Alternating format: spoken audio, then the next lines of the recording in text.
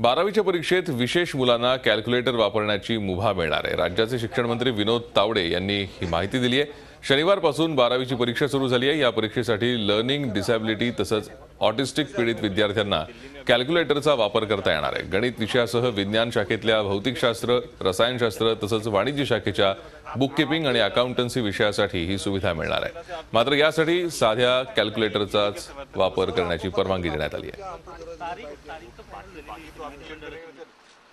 याच परीक्षेपासून जी आज सुरू झाली आहे त्या परीक्षेत असे कॅल्क्युलेटर वापरायला परवानगी देण्यात यावी असं महाराष्ट्र राज्याचं उच्च माध्यमिक मंडळाने पत्रक काढलेलं आहे। ते सर्व परीक्षा केंद्रांना कळवलेलं आहे।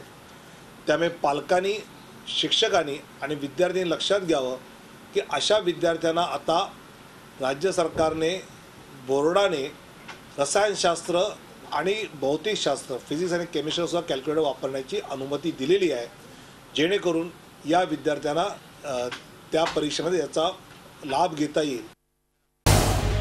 झी 24 तास रहा एक पाऊल पुढे।